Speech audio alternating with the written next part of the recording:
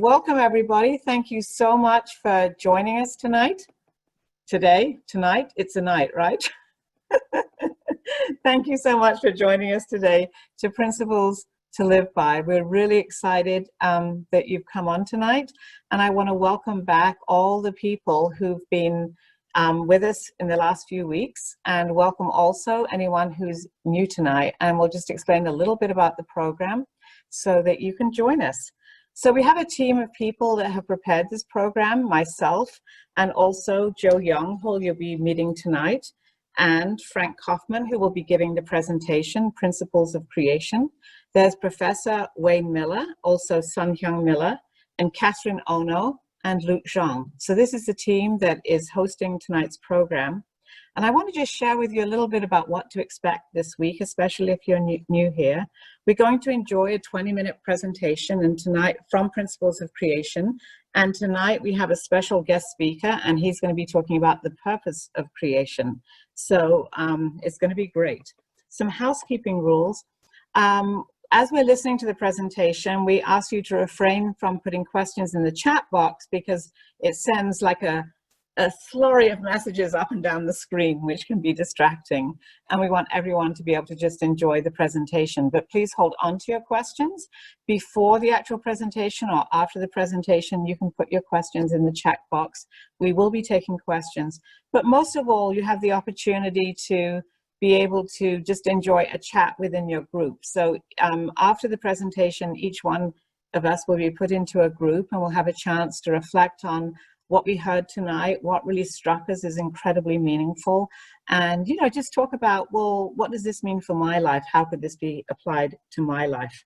The group guidelines are just like make sure everyone has a chance to speak. I know sometimes we get truly enthusiastic or sometimes we don't say anything, and actually people will benefit so much from hearing from us. So I encourage you to be heard and to also hear others.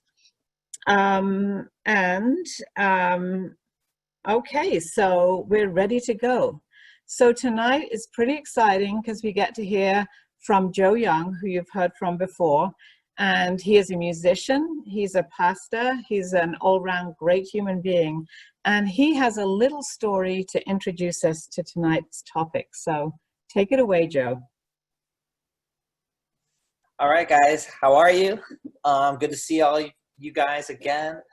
Time flies. Feels like we just had our last call, so it's good. Yeah, so short thought of the week for me, really. A question that has flown through my mind many times in life, and even still to this day, is how am I going to change the world? How can I have some impact, and how can we solve the world's problems? I think a lot of people are seeing what's going on, and I think that that question does fly through many of our minds. This question hits me a little more now that I'm a pastor. I never really saw myself being a pastor in this lifetime, but here I am doing that. And, really when I was starting pastoring, some of these bigger questions started to come up to me and hit me in the face a little more. And I was thinking about, what are we going to do differently with our church? What's the meaning of just getting together on Sunday? What's different about us, or what's the central point that I'd like to uphold? Or are we just getting together for the sake of it, right? And I had some funny realizations in that period of time when I was doing that kind of reflection. And one was, I realized I always thought I was a musician, but I actually didn't want to just be a musician. I wanted to be a difference maker. I wanted to make an impact on the world. And I remember when I was 10 years old, I told a friend of mine, I want to be the greatest guitar player in the world. I said it with a serious face too, like I was going to do this. And I proceeded to practice really hard through my teenage years and stuff. And it was only recently that I realized what I thought I was actually doing, what I really seriously thought I was going to do was become the most famous musician in the world, so that one day I would be so loved and visible that I would tweet something that would change the world. that people were going to listen to me because I was so great at music. And I would just change the course of history that way. And I really realized that that's what motivated me to go into the field of music. I wanted to be that massively important. And now I realize how, well, I guess how maybe that was a little bit, that was dreaming big, but that was quite, maybe that was a little too big. I don't know.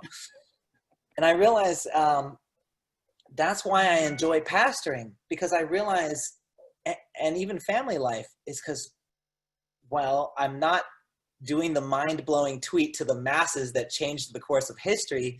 I am now able to make some impact that's very visible to a smaller group of people. So instead of making the tweet that rocked the world, that changed the course, now I can meet with my friends and brothers and sisters and family members every Sunday, and I feel like I'm part of their life, and maybe in some way we're having a positive impact on each other that's more meaningful. And so what I realize is I've opted to be a difference maker, a bigger splash to a smaller slice of people that's more lasting.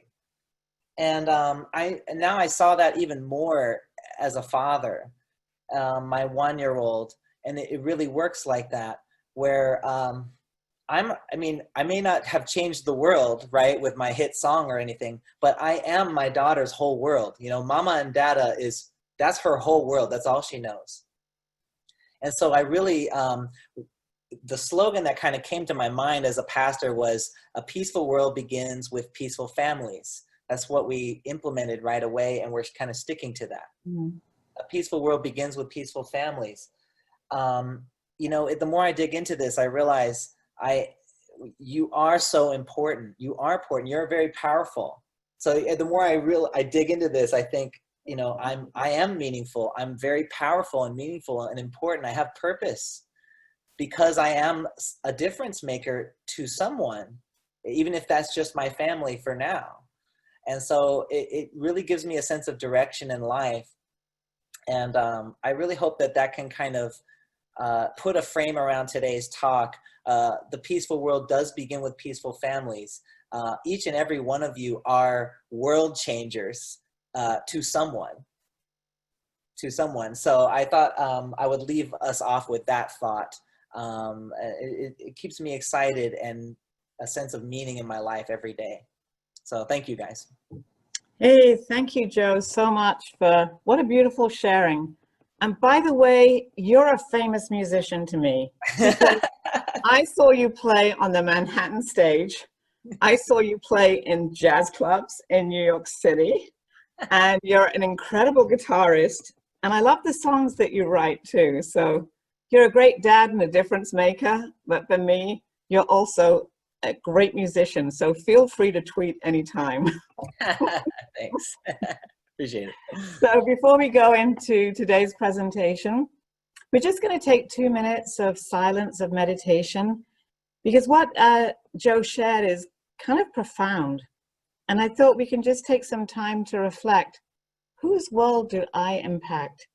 And how do I want to impact their world? And what can I share with them? And tonight we're going to be hearing some profound insights from Dr. Frank Kaufman. And this is just a chance for us to separate from whatever it was we were doing today, come into this space together, and really think, like, whose world am I touching? And what do I want to give them? So let's take 2 minutes of silence. You can mute your voice. You can shut off your video so that you can just be in your own private space.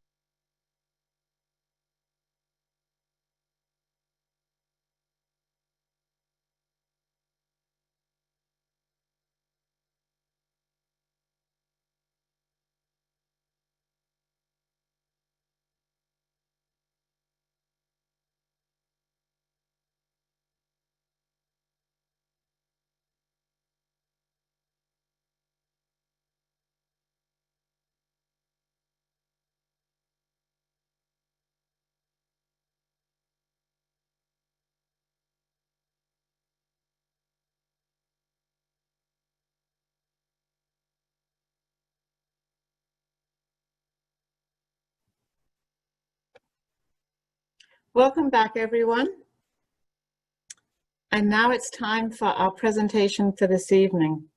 I want to encourage you, if you haven't muted yourself, just mute yourself during the presentation so there's no background noise that might be distracting for others. And it's my great privilege to introduce Dr. Frank Kaufman. He is so many things. I was trying to think, how can I just pick out a few things that can share about who he is and the impact that he's made, the difference he's made in his life. To me, he's a very special person because he's a scholar of world religions. And when you study world religions on the level that he studied it, it actually transforms you.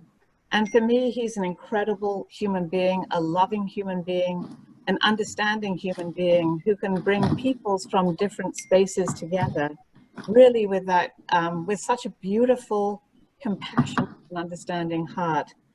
He's involved in so many projects, but just to name a few, he represents unification efforts for religious peace, bringing people of different faiths together, which is not always an easy task. He founded and runs the New World Encyclopedia. That's an online general knowledge encyclopedia as its editor-in-chief. I'm just trying to wrap my mind around that one because it's such a huge project and such an incredible project anyway. And he also restored the International Conference on the Unity of the Sciences in 2018. This is a very important conference, as we talked about in the first session, the idea of bringing scientists and people of faith, religious people together, because we need to solve the world's problems. There are internal and both external solutions to that. So thank you for restoring that very, very important conference. And he presently runs the Professors World Peace Academy. So without further ado, I'd like to introduce you to my great friend and incredible scholar, Dr. Frank Kaufman. Thanks very much, Heather. Thanks everyone for being here tonight. I'd like to give special thanks to people who have come from foreign countries, and some of them bear a great weight of responsibility, but they're still giving their time to be with us. So we're honored by the commitment of people, especially people who their time is precious. For my presentation, I'm going to have slides up pretty much the whole time. And so I'll just move right into what I had prepared to share with all of us. So I'll share this screen.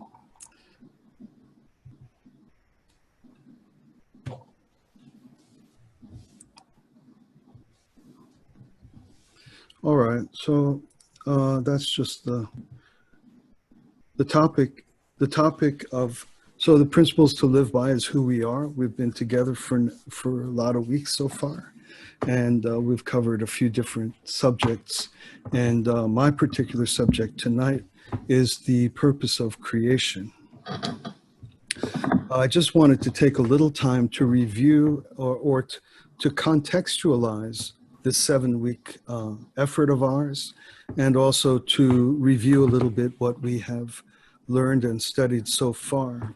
So we're in the 4th of 7 weeks, and these 7 weeks are for only one part of the divine principle teachings, just the creation. But the entire divine principle teachings have 4 parts. The creation, which we're studying now together for 7 weeks. There's another part on how evil originated and how it sustains itself in the world and in our lives. There's another part to the divine principle, which is how to fix problems, especially to fix things that have been damaged by the fact of evil in the world and in our lives. And there's a section of the divine principle which describes the precise and exact nature of the time we're living in. So our 7-week study this time is only just the first one about the creation. So in the first 3 lectures, we heard a lot of very interesting things, and I just want to touch on some of them. We learned that, Dr. Miller explained to us that although every single solitary human being seeks happiness, we all find within ourselves a contradictory nature that works against that. He described two forms of ignorance that characterize every person: ignorance of the natural world, which is relates to science and reason, and ignorance of spiritual matters and spiritual truth. So any sound teaching has to accommodate both matters. And so the divine principle holds itself by that same standard. It really has to both be have reason and spiritual truth.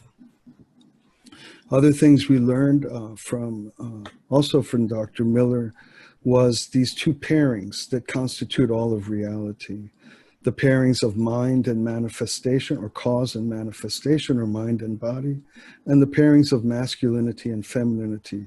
These are universal. They're everywhere without exception. Nothing lacks these two things. All of nature and all of creation reflect these. We learn that happiness arises when these pairings are in harmony. Sadness and trouble arises when these pairings are in conflict. The other thing about these pairings is that it begins to give us a window into the nature of the divine, because if these exist everywhere uniformly, they must have an origin point which is consistent with those same two things.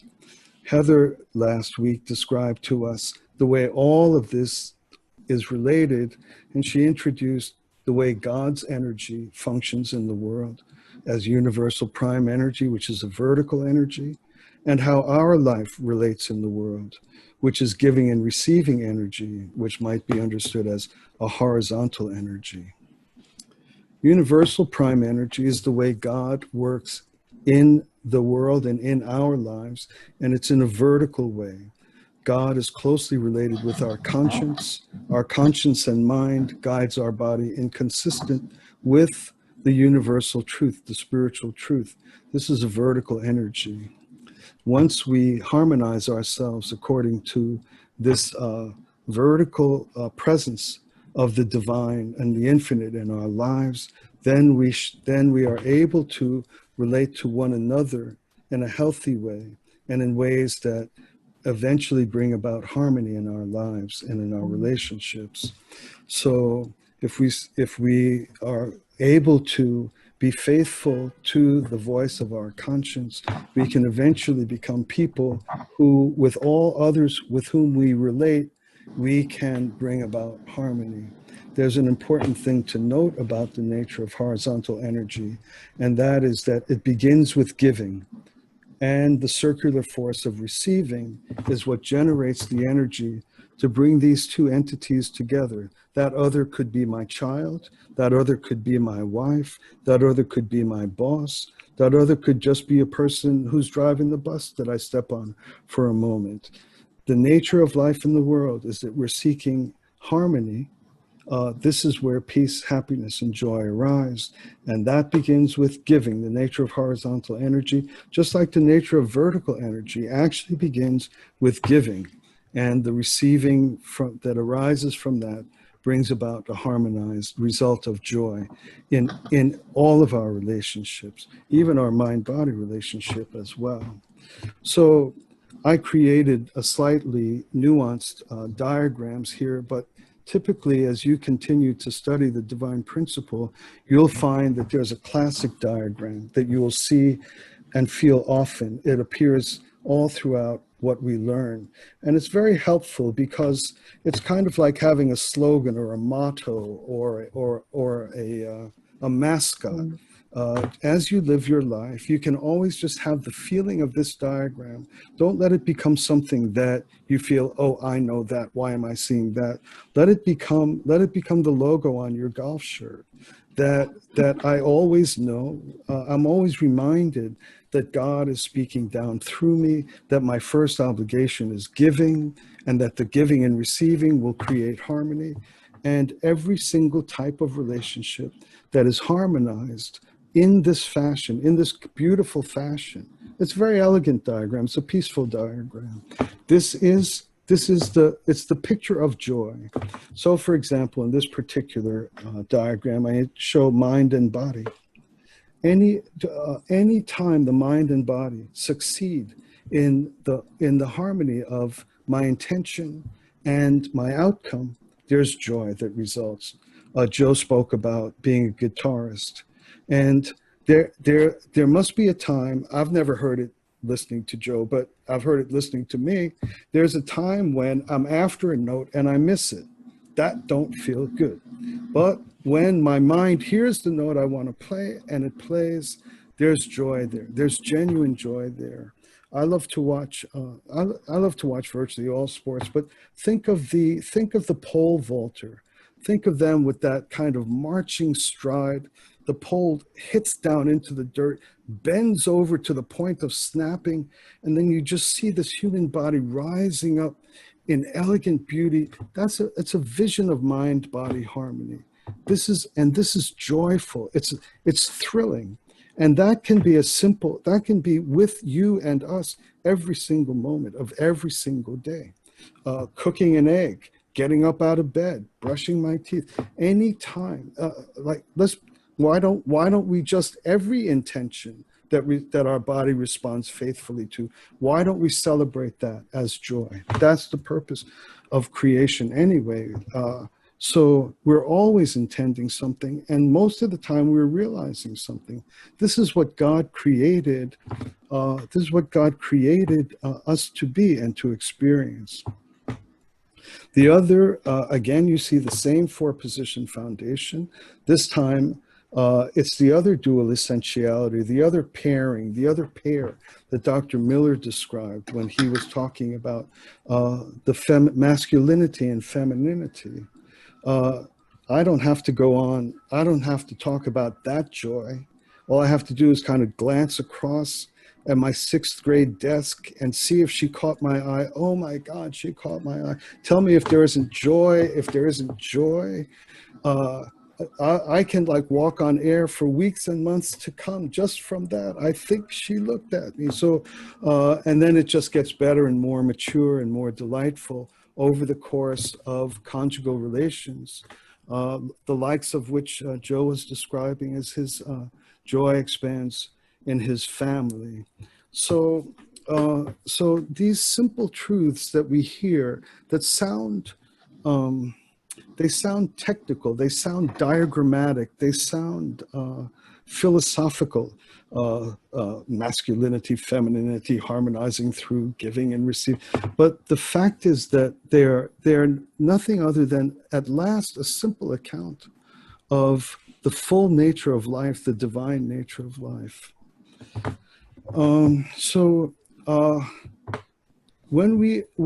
As we can experience the discrete experiences of, for example, each time we intend something and realize something, the thrill, especially when we're trying to do things that are harder and more difficult, and the thrill of becoming more and more sophisticated, more and more mature, more and more infinitely deep inside the heart and mind of my wife or my husband.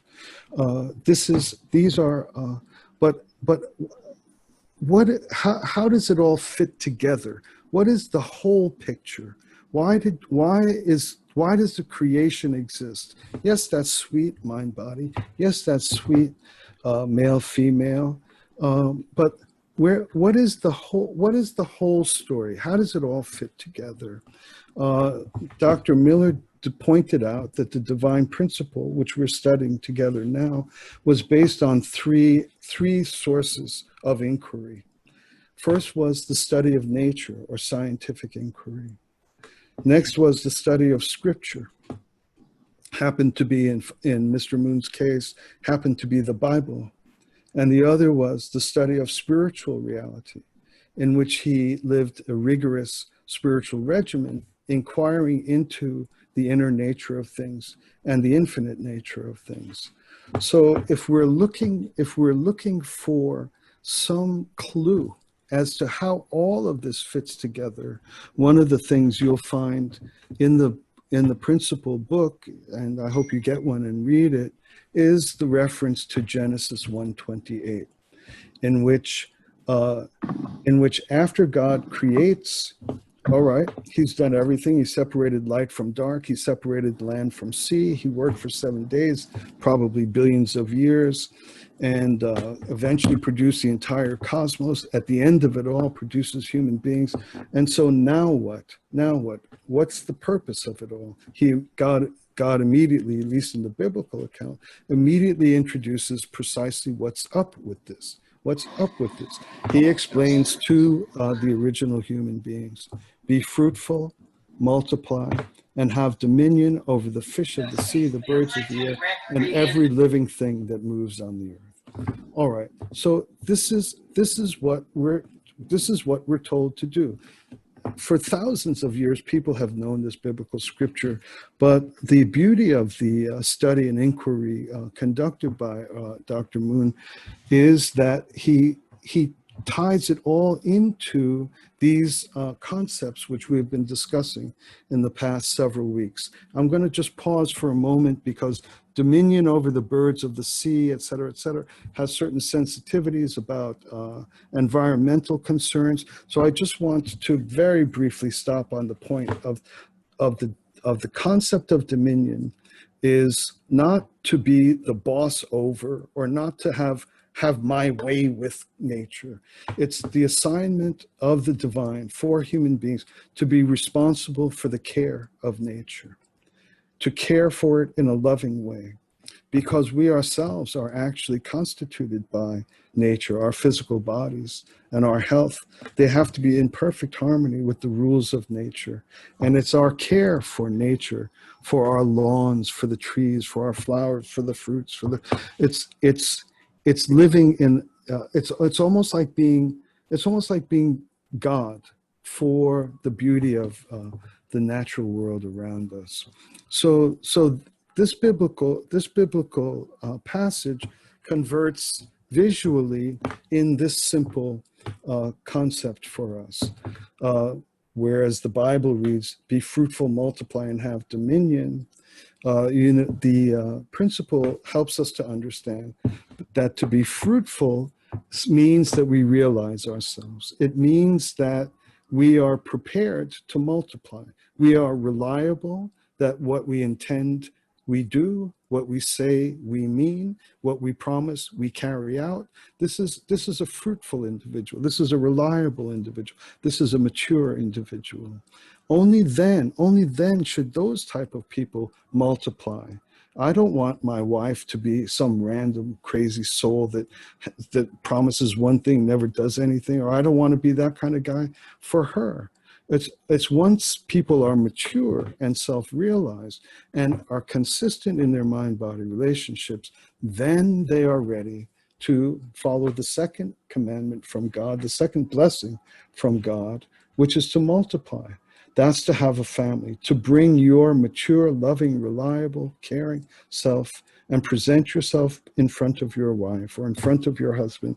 And in your conjugal bliss arises the children who will be very dependent on your care and on the quality of your character. Those families then have dominion. Those families live in nature. They walk by the stream together. They go sailing together. They plant gardens together. They cook their food together. They sit in front of the beauties of nature's gift for our nutrition. This is the nature of life, and this is a very simple account of how we are to live.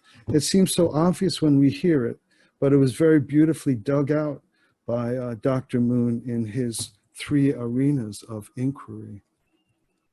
So I showed these simple pattern by which joy is created. So if we're going to have if we're going to have the self-realization to be fruitful, that means that I'm harmonizing my mind and body. I've already discussed the thrill of what that feels like. And then I finally reach a state in which that happens constantly, happens faithfully. My mind and body are I don't struggle anymore. How delightful is that? And then when I bring such a person into my marriage, then we're ready to multiply. And that's social fulfillment. Our marriages are not characterized by conflict. Our social relationships are not characterized by conflict. Our parent-children relationships are not characterized by conflict, because I've already grasped and attained the capacity for harmony in myself, then the social multiplication of myself is harmonious by nature. And those types of people and those types of families would never be environmentally destructive. It wouldn't be possible. It simply would not be possible for people who have become one in themselves and one in their families and have the living eternal God of love characterizing our lives. All we could do is enrich and make creation grand and make it our partner and make it our friend and swim together and dance together and jump off cliffs and parachute together with nature. So this is the final thing I want to say. It's just bringing this diagram, this four positions, this harmonization pattern to see how I become fruitful, the harmonization pattern of mind and body, how we multiply, the harmonization of masculinity and femininity, and how we are environmentally responsible, how we are commercially ethical, how anything to do with the creation, with the created order, with the non-human part of the universe. We're ethical by being loving subjects in this harmonious relationship with nature. And these are the three joys that are identified and explained and presented in very plain and clear account in this divine principle, which we're all studying together now. So thank you for taking time with me and listening for a few moments. I hope that was helpful. Thank you.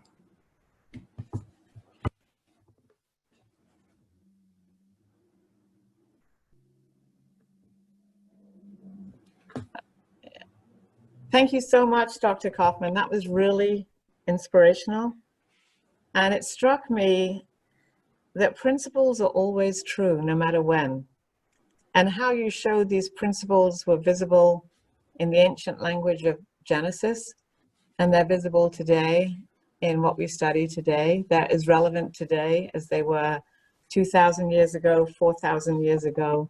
It's incredible. So thank you so much for kind of bringing that clarity to us. So we're going to go into our groups now, and there are two things that we can discuss. One is like, what was just any inspiration? What hit you from that presentation? What did it, you know, what stood out for you? And then the second thing is, Dr. Kaufman laid out the purpose of creation. And I'm curious about, how does that apply to your life? Where do you see your life in that pattern? Because he showed us a principle, he showed us a pattern. And so where does that land for you in your life? And what does that say to you? So we're going to go into our groups, and we can put that in the chat. Taka, could you put that in the chat? Maybe I'll help with that. And let's go into our groups. So we'll see you very shortly. We'll spend 20 minutes in our group, come back, and then we'll answer any additional questions that you can put in the chat at this time. All right? And I'll put the questions in the chat too.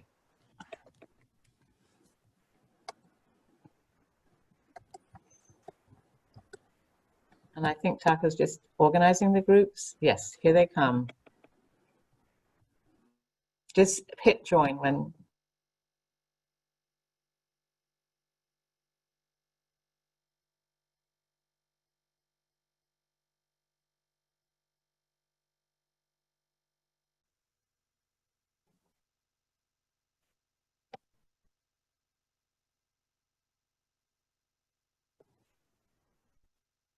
Okay, everybody, welcome back. I'm not sure if everybody's back from their room yet, but I hope you had a good time in your discussion groups. I know we did in ours. We were talking about all the ways we could experience joy. Made me excited for tomorrow. So I was just inviting anyone to, oh, no one feels bad, don't worry. If you want to put a question in the chat group, or it doesn't have to be a question, it could be a reflection, it could be a thought that came up for you as you listen to Dr. Kaufman or in your groups. Oh, Samuel says, thanks, family. Thanks, Sam. So if you'd like to share an inspiration, feel free to unmute yourself, or you can put a question in the chat. And also, if you just did a question, if you wanted to ask an anonymous question, you could just send it to me. My name's Heather Tolheimer, and I can take it as that. Ooh, Marjorie says, this presentation was truly elegant. That's what came out in our group too, Dr. Kaufman, because people go like, I love the language he used. It was so refreshing and simple to understand. Did you want to say anything about that, Marjorie? I don't know where she is. I'm right here. Okay. I appreciated that, Frank, that you took the time to put everything in context and go over a quick review. And that really helped frame your presentation. And I was, our group really had a fantastic sharing. It was a very thought-provoking, and we have the choice every day to experience joy if we really understand how to use the principle, and we can choose to reach out and instigate, give and take, give and receive, and then we'll feel happy. Cool. It's as simple as that. I think so in our group too, we love the simplicity. The simplicity of what is essentially complex and simple at the same time. So Luke says that he wants to know where he can get a golf shirt with the 4-Position Foundation on it. But there's another question, Dr. Kaufman, can you elaborate on why you chose the term self-realization and, oh, they keep sliding up, self-realization and what that means to you? Maybe you can unmute yourself. Yeah, actually it's a little bit, that term could be used in systems with which I disagree in a certain way. For me, it has to start with the unexpressed assumption that the core of myself is guided by the divine mind. And so in a certain way, self-realization is becoming that which I'm created to be. So I'd reject it if someone were just wanting to kind of have it in a kind of a secular or humanistic or self-help, I don't know, these kind of self-improvement type, what's the guy named Robbins or something like that? You know, in that case, I'm not really with the term self-realization. But if you start with the premise that my inner guiding light is the very God herself, it is the start of me, then self-realization is in a way the attainment of what I was created to be. It's like a car is meant to get you from point A to point B, and if it does what it does, it's, you know, that's self-realization. I should do what I was created to do, and so that's where I picked that term. But kind of like discovering. Yeah, no, it's attainment. Like identity. It's realizing why I'm even exist. Something along these lines. Thank you very much for clarifying that. That was a great question here. It said, it was. One question is God possibly going through the 3 blessings himself, herself? Are we in partnership, mirroring his own journey? And there was another one, let me just find it, that was similar. Oh, I know, this is another interesting one. The 4-Position Foundation is a very universal principle, in particular the dynamic between mind and body. Are there any historic teachings or philosophies preceding the divine principle in teaching this? Let's go to the first one first, and just, is this God's journey to the 3 blessings? there's a lot of extremely wise people on the call with us, as you know. So I feel a little funny to be like the guy that answers. I mean, there's Dr. Miller, there's Dr. Famularo, Steve Boyd. There's my contemporaries. But anyway, I would say absolutely yes. I would say absolutely yes. With each and every single blessed family, with each and every single person born, that is the beginning of God on that path. Once again, we're absolutely unique. God cannot experience infinity in the unique way of the way I realize it, except other than through me. And then in my conjugal relationship, that's eternal and unique, and all the ups and downs, all the striving. I believe that God is right in it every single solitary step of the way. It is God's walk times a million, times a billion, and without cease and forevermore. It's that's how I would. Thank you. Heather, could I say? Dr. Miller. Yes, please jump in. I agree with totally with Frank. You think about it, before Jesus and before true parents, God never experienced love, reciprocal love. So even though God might be the infinite creator of love, he could never experience, in a sense, conjugal love, in reciprocal love. So God's love, God's personality, God's heart grows through his relationship with maturing and perfecting individuals. Family. With all of us, yeah. Okay. Thank you. There was another one there about do other teachings reflect this also? I guess, Dr. Kaufman, you've studied world religions. What is your thoughts on that? It's a great question, and I feel a little bit, after being painted as such a big expert, I can't think of. I know that when one looks at Kabbalistic diagrams, one sees and feels a tremendous affinity to What are unification. Kabbalistic? Kabbalah is Jewish mysticism. Okay, thank you.